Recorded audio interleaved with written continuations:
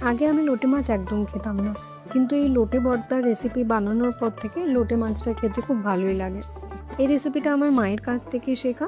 লোটে মাছে সাধারণত তেলটা একটু বেশি ব্যবহার হয়, কিন্তু আমি এই ক্ষেত্রে খুব কম তেলেই বানিয়েছি। প্রথমে সর্ষের তেলের মধ্যে আ কালো জিরে দিতে হবে। তার মধ্যে রসুন কুচি করে দিয়ে দেব, পেঁয়াজ, লঙ্কা আর টমেটো দিয়ে ভালো করে মিশিয়ে নেব।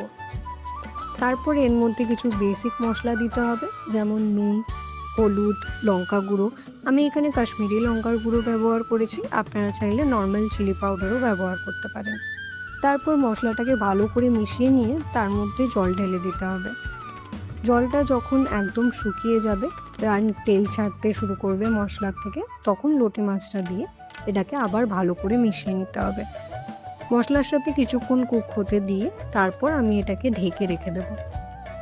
লোটে মাছ থেকে অনেক জল বেরায়, সেই জলেই এই মাছটা পুরো কুক হয়ে যাবে। তো ওটা ঢেকে আপনি রেখে দিতে পারেন। কিছুক্ষণ ঢাকার পরেই দেখবেন এরকমভাবে ভেঙে ভেঙে গেছে মাছটা। কিন্তু সেটা কোনো অসুবিধা নেই, যেহেতু আমরা ভর্তা বানাচ্ছি।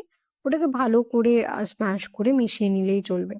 তারপর ধনেপাতা দিয়ে ওটাকে আবারও একটু নাড়িয়ে নেবেন যতক্ষণ না তেল ছাড়ছে। আর রেডি আপনার লোটে ভর্তা।